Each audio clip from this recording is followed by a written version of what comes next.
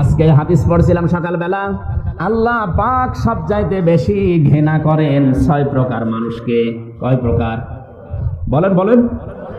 6 প্রকার মানুষকে আল্লাহ সব চাইতে বেশি ঘৃণা করেন। আমি লিখে এনেছি হাদিসটি।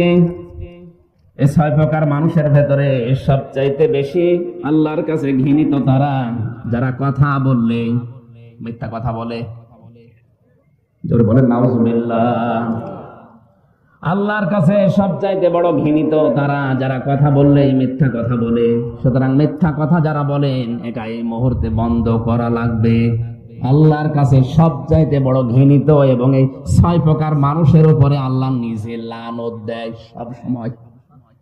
একটু ভালো করে হাদিসটা খেয়াল করেন, তিরমিজি শরীফের হাদিস।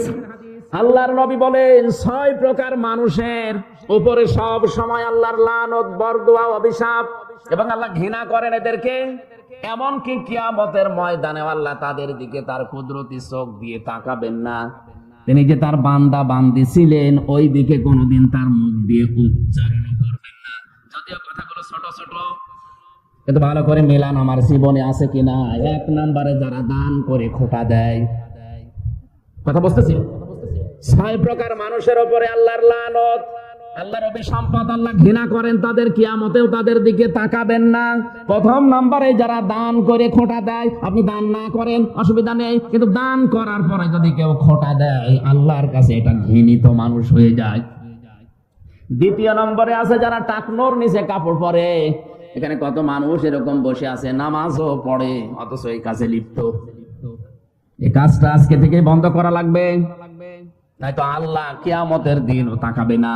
টাকনোর নিচে পায়জামা, প্যান্ট, লুঙ্গি, ইজার যাই বলেন, এটা যেন পুরুষের না যায়। হ্যাঁ, মেয়েদের যায়। মেয়েদের শুধু 3টা জায়গা খোলা রাখা জায়েজ আছে। কয়টা? মুখমণ্ডল, হাতের কবজি আর পায়ের পাতা। এছাড়া বাকি পুরা অঙ্গ ঢেকে রাখা লাগবে। মা বোন যারা নামাজ আদায় করেন, নামাজের সময় যদি আপনার চুল বের হয়ে যায়, আপনার নামাজ বাতিল হয়ে যাবে। এই জন্য নামাজের সময় এমন একটা কিছু পরা যেটার দ্বারা আপনার চুলগুলো ঢেকে যায়। শুধু মুখমণ্ডলটা বাদ দিয়ে পুরা শরীর, পুরা বডি যেন ঢাকা থাকে। হাত পর্যন্ত হাতা হওয়া লাগবে। আপনি ব্লাউজ বলেন আর যাই বলেন, যেটাই পরে।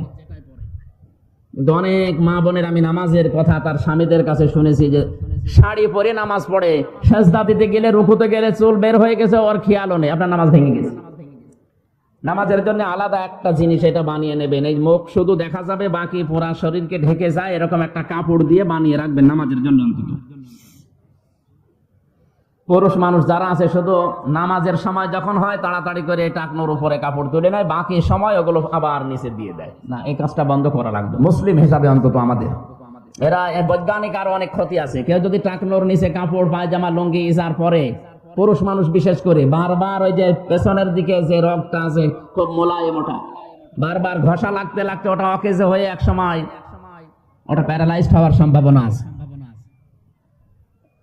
অনেক খ্রিস্টান, অনেক ইহুদি ডাক্তার, হিন্দু, আমি ভারতের বহু জায়গায় গিয়ে দেখেছি, ভেলোর সহ, হায়দ্রাবাদ সহ বিভিন্ন জায়গায় খ্রিস্টান ডাক্তাররা অনেকে প্যান্ট পরে কিন্তু টাকনোর উপরে। জিজ্ঞাসা করলাম, কি আপনি তো জাতিতে অন্য ধর্মের, আপনি তো মুসলমান না, এটা করেন?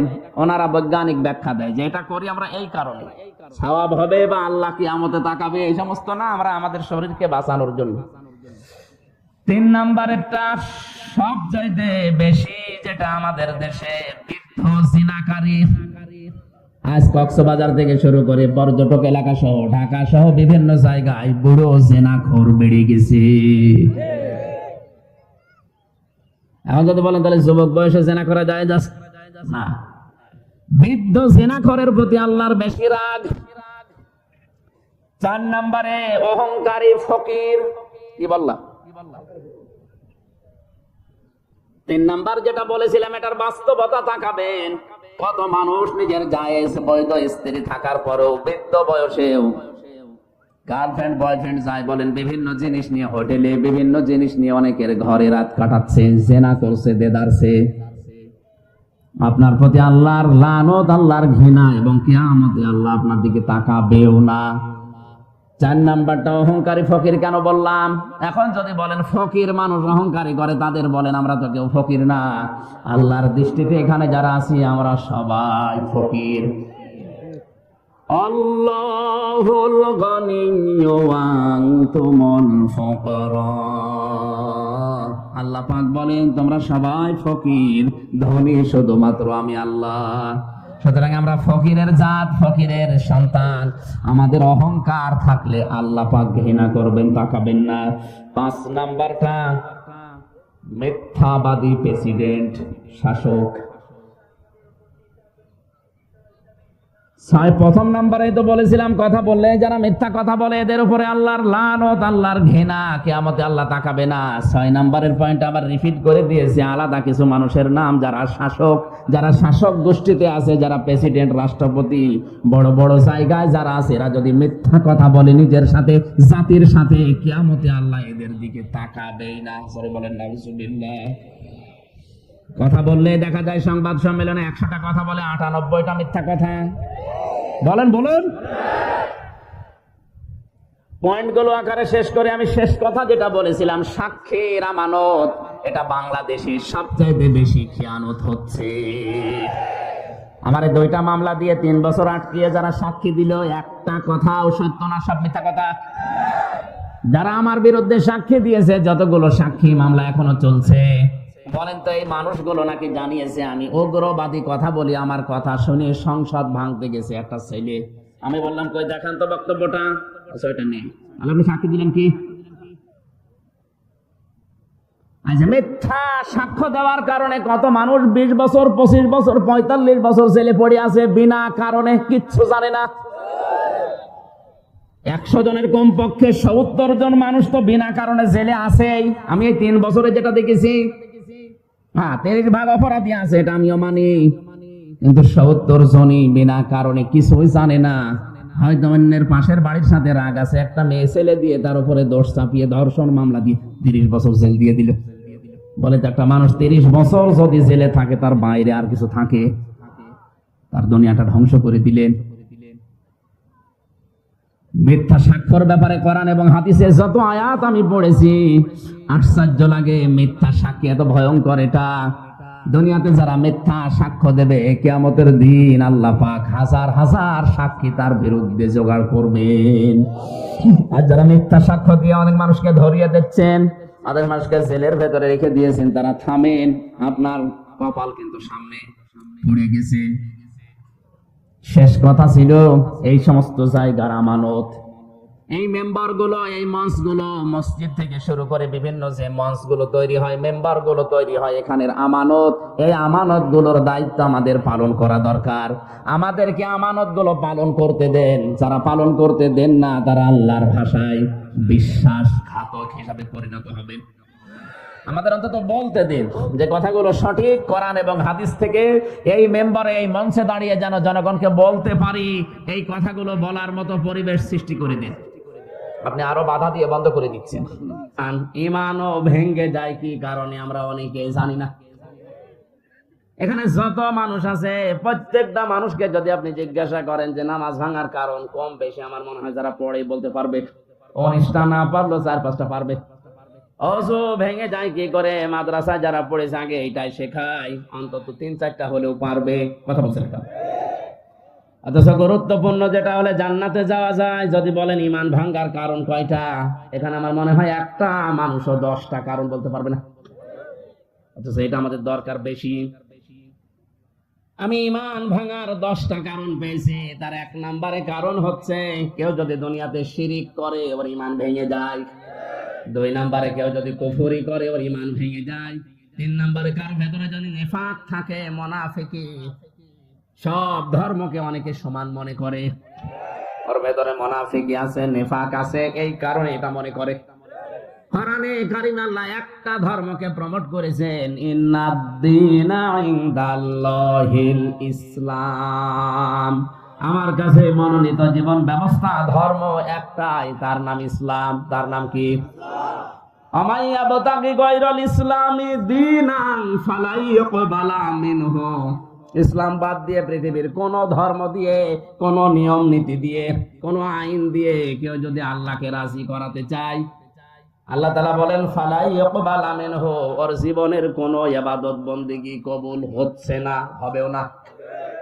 তাহলে আয়াতগুলো অনুযায়ী বোঝা যায় পৃথিবীতে একমাত্র ধর্ম আল্লাহর কাছে ইসলাম, বাকি যা আছে সব বাতিল ধর্ম। আরো সরে। আপনার ভেতরে মুনাফিকি আছে, এই কারণে আপনি সব ধর্মকে সমান মনে করেন। অনেকে বলে আমি উদারতা দেখাই, আপনি কি আল্লাহর চাইতে উদার বেশি? যে সমস্ত বুদ্ধিজীবী গুলো নাম নিয়ে সব ধর্ম সমান, আমরা উদার, ওই যে দ্বীনে ইলাহি চালু করেছিল বাদশাহ আকবর, এরকম কাজ কারবার করে আজ মানুষের ভেতর থেকে ইসলাম আর অন্য ধর্মকে সমান বানিয়ে ফেলছেন। আপনার ঈমান ভেঙে গেছে, নষ্ট হয়ে গেছে।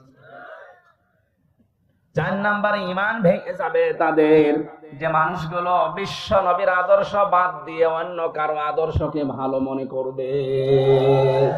আর এইটা এখন বাংলাদেশে 100 জনের 85 জন। কয়েকদিন আগে একটা জরিপ পেয়েছিলাম, এদেশে বিশ্বনবী আমার একমাত্র আদর্শ, এ কথা বলে টিকে থাকার মতো মাত্র মানুষ 100 জনের 15 জন। কত বলেন বলেন? তাহলে জরিপ অনুযায়ী এই দেশে এখন 100 জনের 15 জন মাত্র মুসলমান, তার ঈমান আছে, আর বাকিগুলো সব ঈমান ভেঙে গেছে, নষ্ট হয়ে গেছে, ঈমান নেই, বেঈমান। এত স্পষ্ট কথা বলার পরেও যদি কেউ ফিরে না আসে, আমার মনে হয় ওর কপালে আর হেদায়েত নেই। আপনার ঈমান আছে না গেছে আপনি টের পাচ্ছেন? মুহাম্মদ রাসূলুল্লাহ বাদ দিয়ে দুনিয়ায় অন্য কারো আদর্শ যদি কারো ভালো লাগে, পছন্দ হয়, বুঝতে হবে ওর ঈমান আর নেই, ওটা বেঈমান হয়ে গেছে। কেন আমি বললাম? অনেকে মনে করছে না আমার এটা খোঁচা দিল, ভাই আপনাকে আমি বাঁচাতে চাই, কোরআনের হাদিসের চোখ লাগিয়ে দেখতে পাচ্ছি যে আপনি জাহান্নামে যাচ্ছেন, কারণ আপনার যাই মুসলমান দাবি করছেন আপনার ঈমান তো নেই। মনে করছে না আমি ছোটকালে মুসলমানি দিয়েছি, ছোটকালে তো ছাগল মুসলমানি যায়, কথা বলেন না, ওকে মুসলমান, আপনি তো ছাগল মার্কা মুসলমান হয়ে যাচ্ছেন। এই জন্য আমি কোরআন 2টা সামনে নিয়ে আল্লাহর কসম বলছি, আপনাকে আমি বাঁচাতে চাই, আমার কোনো লাভ নেই এখানে। এই সঠিকটা তুলে না ধরে আপনি যদি অভাবে ভুলের উপরে মারা যান, কিয়ামতে আবার না জানি আমার আসামি হওয়া লাগে কিনা। এই জন্যে মন থেকে, আমার ঈমান থেকে কথা বলছি, নবীজি বাদ দিয়ে অন্য কারো আদর্শ যদি কারো ভালো লেগে থাকে, আপনি এখনো ফিরে আসেন। আপনার কয় রাকাত নামাজ পড়েছেন আমার পেছনে? আব্দুল্লাহ বিন উবাই, এই লোকটার পুরা জীবন আমি পড়ে দেখেছি, এই লোকটা নামাজ পড়তো রাসূলুল্লাহর পেছনে। তাও এই পীরগঞ্জে এই বাস স্ট্যান্ড মসজিদে, এই ভ্যানটা বাড়ি এই মসজিদে না, ও নামাজ পড়তো মসজিদে নববীতে, কাবা শরীফে, নবীজির সাথে রোজা রাখতো, বিশ্ব নবীর সাথে ইফতারি করতো, ওর দাড়ি ছিল নবীর মতো, জুব্বা ছিল নবীর মতো, ওর পাগড়ি ছিল নবীর মতো, দস্তরখানা বিছিয়ে খাবার খেত, খাবারের পরে মিষ্টি খেত। ওর জীবন পুরা পড়ে আমি একটাও ভুল পাইনি, একটা ভুল আমার চোখে ধরা পড়েছে। এই লোকটা সব কিছু নবীর কথা মতো মেনে চলেছে, শুধুমাত্র রাজনৈতিক জীবনে বিশ্ব নবী বাদ দিয়ে আবু জেহেলকে মেনে চলতো। এই হিসাবে একে যদি আল্লাহ মুনাফিকের সর্দার বানিয়ে শুধু জাহান্নামে তা না, জাহান্নামের নিচে দেবে। ইন্নাল মুনাফিকিনা ফিদ দারকিল আসফালি মিনান নার ওয়ালান তাজিদা লাহুম নাসীরা। আল্লাহ পাক বলেন মুনাফিকরা জাহান্নামের একেবারে নিচে থাকবে, আর এদেরকে সাহায্যের জন্য কেউ যাবে না। আপনি খেয়াল করেন শব্দের দিকে, ওয়ালান তাজিদা, মজারের আগে লান আসলে অর্থ হয় কোশ্চিন কালেও হবে না,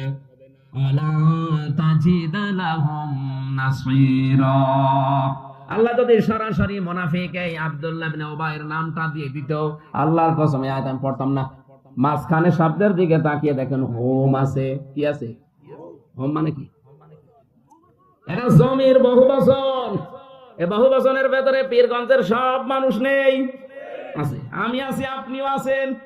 আল্লাহ বলেন মুনাফিক হয়ে যদি কেউ মারা যায়, শুধু জাহান্নামে যাবে না, জাহান্নামের একেবারে নিচে থাকবে, আসফাল ইসমে তাফসীর, এর চাইতে আর নিচে কাউকে রাখা হবে না, এবং কি সাহায্যের জন্য সে কাউকে এখন পাচ্ছে না, কিয়ামত পর্যন্ত পাবেও না। কত বড় ভয়ঙ্কর কথা, সে চিন্তা করেন। অথচ মুনাফিক আমরা অনেকে খুঁজেই পাই না। নবীজি বলেন মুনাফিক ওই লোকটা যে কথা বললেই মিথ্যা কথা বলে। বাংলাদেশের দিকে তাকান, সেদিন চট্টগ্রাম থেকে আসার সময় এক নেতা পাশে বসে আমার বলছে, হুজুর আমি আর কত মিথ্যা কথা বলবো, আমি আর পারছি না। সকাল থেকে উঠে শুরু করে আল্লাহর নাম নিয়ে একেবারে রাত 10টা পর্যন্ত মিথ্যার উপরে আছে। আর কত বলবো, আমি আর পারি না। এতে কথা বললেই মিথ্যা কথা বলে। লোকটা কি আসতে বলে। তাহলে এদেশে মুনাফিক আমার মনে হয় 100 জনের 85 জন না 95 জন হয়ে যাচ্ছে। মুনাফিকরা যাবে কোথায় বললেন? জাহান্নামে। শুধু না, ইন্নাল্লাহা জামিউল মুনাফিকিনা ওয়াল কাফিরিনা ফি জাহান্নামা জামিআ। সূরা নিসা 5 নম্বর পারার 19 নম্বর পৃষ্ঠা 15 নম্বর লাইনের 140 নম্বর আয়াতের শেষের দিকে আছে। এটা ফি জিলালিল কোরআনে আছে। আল্লাহ পাক বলেন, অবশ্যই আমি আল্লাহ জাহান্নামের ভেতরে একত্রিত করব আগে মুনাফিকদের, এরপরে দেব কাফেরদের। আগে কাদের নাম? আরো জোরে বলেন। আমরা আর যাই করি অন্তত মুনাফিক যেন না হই। তাহলে এই লোকটার জীবনের সব ওকে ছিল, শুধুমাত্র রাজনৈতিক জীবনে বিশ্ব নবীর আদর্শ মানত না, মেনে চলতো আবু জেহেলকে। এজন্য যদি ওর জীবনের সব ভেঙে যায়, নষ্ট হয়ে যায়। আপনি আছেন কোন ধান্দায়, আপনি নিজেই মিলান। আশা করছি আপনার বিবেকের দরজা খুলবে। বলেন আমিন। সূরা মুদাসসির থেকে আমরা 5টা আয়াত পড়েছি। আমার যতটুকু জ্ঞান হয়েছে কোরআনে কারিমের আয়াতগুলোর উপরে আমি তাফসীর আকারে চেষ্টা চালাচ্ছি। বলেন আউযু বিল্লাহি মিনাশ শাইতানির রাজীম। বিসমিল্লাহির রহমানির রহিম।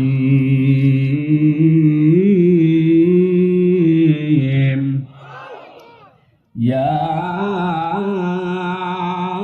আইয়ুহাল মুদাসসির ফানযির ওয়া রাব্বাকা ফাকাব্বির ওয়া সিয়াবাকা ফাতাহহির ওয়ার রুজসা ফাহজুর। সাদাকতা ইয়া রাব্বানা। সূরা মুদাসসির কোন সূরা? 56টা আয়াত আছে, 2টা রুকু আছে। মক্কায় নাজিল হয়েছে। প্রথম 5টা আয়াত পড়লাম। আল্লাহ তাআলা বলেন, হে চাদরওয়ালা, হে বস্ত্র আবৃত ব্যক্তি, ওঠেন, জাতিকে সতর্কবাণী শোনান। রাব্বাকা ফাকাব্বির, আপনার রবের বড়ত্বের কথাগুলো তুলে ধরেন স্পষ্ট ভাবে, দৃঢ়তার সাথে। সিয়াবাকা ফাতাহহির, আপনার পোশাক পরিচ্ছদ এটা পবিত্র করেন। আর রুজসা ফাহজুর, আপনি মুক্ত হয়ে থাকবেন মূর্তি পূজার পাপ থেকে। বাংলা অর্থ শুনলাম, এবার আমরা ঐতিহাসিক প্রেক্ষাপটে যাই। বহুবার আমি তাফসীর করতে গিয়ে বলেছি, তাফসীর করতে গেলে তাফসীরে মাযহারি উনি লিখেছেন, প্রথমে শুদ্ধ তেলাওয়াত করে নেবেন, বাংলা ভাষায় অর্থ বলবেন, আপনার ভাষা বাংলা, ঐতিহাসিক প্রেক্ষাপট বলবেন। 4 নম্বরে ওখান থেকে বাস্তব ব্যাখ্যা দেবেন। 5 নম্বরে মূল শিক্ষা নিয়ে বাড়ি যাবেন। আমরা দেখি আয়াতের ভেতরে আল্লাহ আমাদেরকে কি দিতে চান নাকি। ঐতিহাসিক প্রেক্ষাপটে শানে নজরুলের ভেতরে পেয়েছি, নবীজি প্রথম ওহী পেয়েছিলেন সূরা আলাকের 5টা আয়াত। কয়টা? এই 5টা আয়াত যেদিন নাযিল হয়, নবীজিকে জিবরাইল জড়িয়ে ধরে বলেছে, বলেন ইকরা। ভালো করে শুনবেন। উনি বললেন ইকরা। ফেরেশতা বলার পরে নবী বললেন, মা আনা বিকারি, আমি পড়তে পারি না। পীরগঞ্জের মানুষেরা, আপনার বিবেক যদি এবার সাই দেয়, আমি একটা ফতোয়া এখান থেকে বের করছি।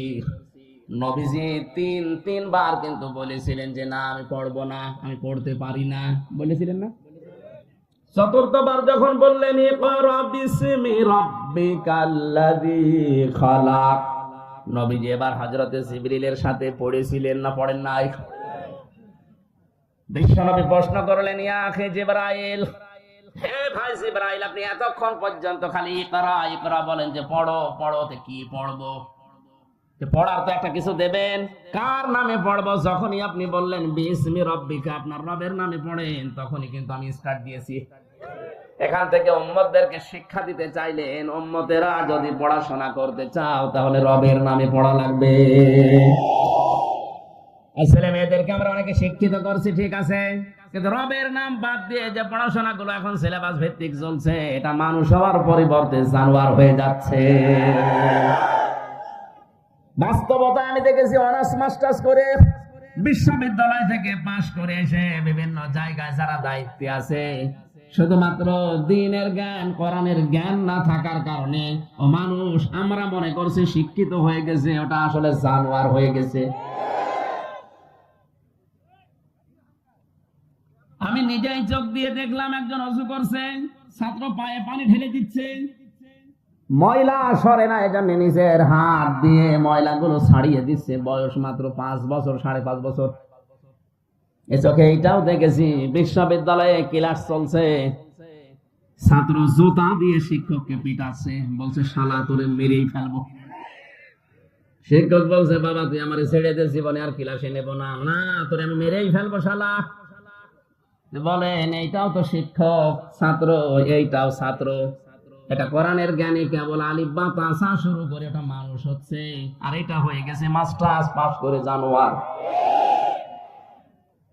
বিশ্ববিদ্যালয়ের শিক্ষকরা যারা স্যান্ডেল দিয়ে পিটাতে পারে, ও বাকি কোন জায়গায় চেয়ার পেলে কি করবে আপনি টের পাচ্ছেন।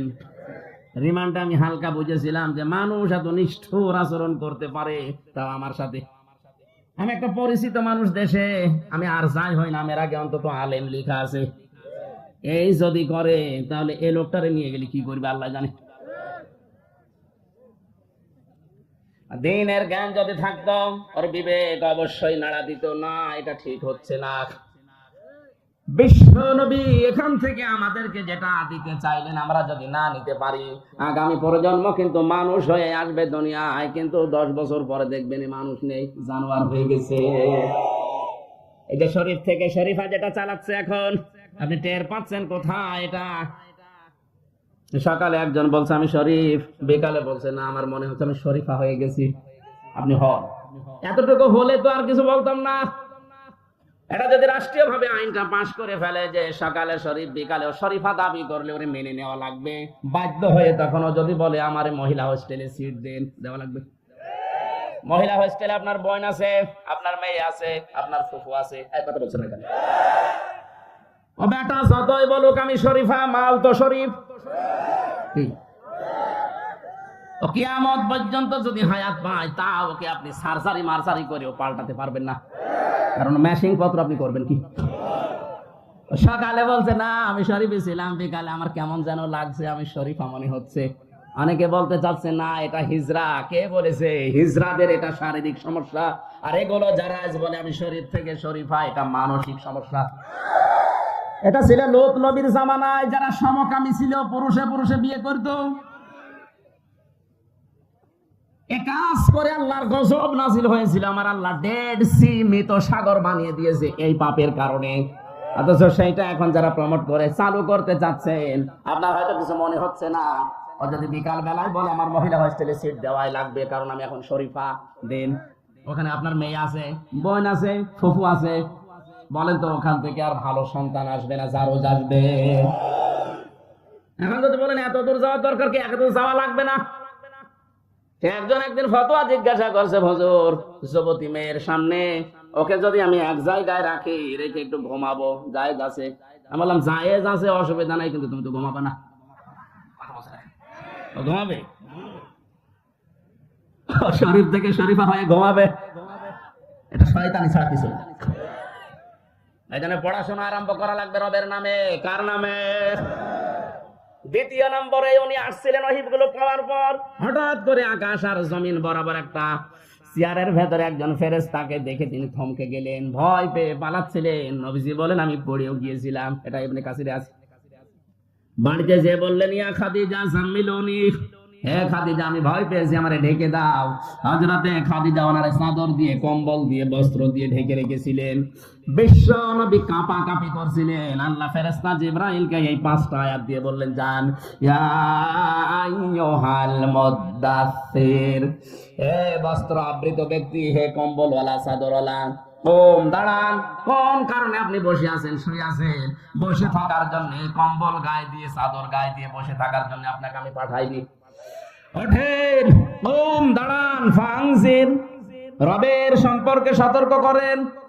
তাম দুনিয়ার মানুষ আজ জাহান্নামে যাওয়ার জন্য সব প্রতিযোগিতা করছে, ওদেরকে সতর্ক করেন। আজ নবী নেই, বিশ্ব নবী বেঁচে থাকলে পীরগঞ্জের মাটিতে এসে এই কথাই বলতেন। নবীজির ওই দায়িত্ব যদি সেই কুষ্টিয়া থেকে আমির হামজা এসে ওভাবে পালন করতে চাই, বাধা দেবেন, মেনে নেবেন? হ্যাঁ, কথা বলুন।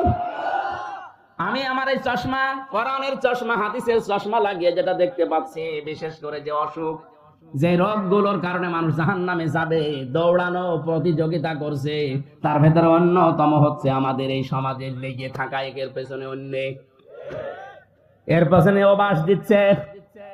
এত বেশি এই অপরাধটা চলছে, অনেকে মনে করে তো ছোট গোনা। কে বলেছে ছোট গোনা? এর পেছনে ওরে লেগে থাকা, ধারণা করা, খারাপ বলা, এটা যে কত বড় গোনা, এর কারণে আজ হাজার হাজার মামলা হয়। জেলখানাতে আমি দেখেছি যত কিছু, তার ভেতরে এটা অন্যতম। খালি তালাতালি করে এর কথা ওর কাছে লাগিয়ে খারাপ ধারণা করে মামলা দিয়ে দিয়েছে, অথচ লোকটা ওই সম্পর্কে কিছু জানেই না। আমি তাফসীর থেকে একটা ঘটনা শোনাচ্ছি। আছেন আপনারা? আছেন? ওঠেন কেন? বসেন, আরেকটু বসেন। আমার ভাইরা, হাজারো ব্যথা বেদনার পরে ফিরে আসনি তুমি আপন ঘরে, দিনের আলো তুমি ছড়িয়ে দিতে চলে গেলে মদিনায় মক্কা ছেড়ে। হে রাসূল, তোমাকে ভুলি আমি কেমন করে? হে রাসূল, তোমাকে ভুলি আমি কেমন করে? খেয়ে না খেয়ে দিন প্রচারের কাজে নিজেকে দিয়ে সাবিলিয়ে, তায়েফের কাফেরেরা চিনল না এ আলো, দুষ্ট ছেলেদের পিছু দিল লেলিয়ে। পাথরের আঘাতে ক্ষত বিক্ষত হয়ে সারা শরীর থেকে রক্ত ঝরে। হে রাসূল, তোমাকে বলি আমি কেমন করে? হেরার গোহাই তোমারই ধায়, আসমান থেকে নামে আল কোরআন, ভাঙলো সবার ভুল তোমারই পরে, আসলো কোরআনের ছায়া তলে। খালিদ, ওমর, আলী, আবু বকর ইসলামী ঝান্ডা নিল যে তুলে। আল আমিন তুমি ছিলে চিরদিন সকল মানুষের তরে। হে রাসূল, তোমাকে ভুলি আমি কেমন করে? আর সময় স্বামী যারা এসেছেন, এই যে এটা হচ্ছে শুধুমাত্র নারীদের জন্য, আর এটা শুধুমাত্র পুরুষদের জন্য। দাম্পত্য সমস্যা এবং সমাধান, কিনে পড়াটা পড়াবে। বহু রোগের চিকিৎসা এখানে দেওয়া আছে। আল্লাহ আমাদেরকে তৌফিক দিন এই আয়াতগুলো আমল করার। আল্লাহুম্মা আমিন। রব্বানা যালামনা আনফুসানা ওয়া ইল্লাম তাগফির লানা ওয়া তারহামনা লানাকুনান্না মিনাল খাসিরিন। রব্বুল আলামিন, তোমার হাজার হাজার বান্দা বান্দী কোরআনের কথাগুলো চাতক পাখির মতো বসে শুনছিল। যতটুকুই শুনেছি আমাদের আমল করার তৌফিক দাও। এ মাহফিলের আয়োজন করতে গিয়ে তোমার বান্দা আরিফুজ্জামান শাহ সহ যত মানুষ চেষ্টা চালিয়েছে, আমার হাসান ভাই, সভাপতি আলহাজ জাহাঙ্গীর আলম ভাই সহ যত যুবকেরা কষ্ট করেছে, আল্লাহ এই যুবকদেরকে যে মা পেটে নিল, মায়ের পেট খাদিজার মতো বানিয়ে দাও। আগামীতে এই মাহফিলটা কোরআনের প্রচারের জন্য, প্রসারের জন্য আরো বিশাল আকারে কবুল করো। মা বোনদেরকে তুমি রোগমুক্ত করো, পারিবারিক জীবনে তুমি শান্তি দাও। আল্লাহ আমাদের আখিরাতের পুঁজি তৈরি করার ক্ষমতা দান করো। মুক্ত জীবনে যখন ফিরিয়ে দিয়েছে, আল্লাহ তুমি আমার কণ্ঠটা ভিক্ষা দাও। গলা প্রচন্ড ব্যথা করছে, কোরআনের দাওয়াত দেওয়ার জন্য যে যোগ্যতা দরকার, দায়ী আল্লাহ হিসাবে আমাকে ইখলাস দাও, যোগ্যতা দাও, আমার ইলম বাড়িয়ে দাও, আমার শরীরটা তুমি আবার স্বাভাবিক অবস্থায় ফিরিয়ে দাও।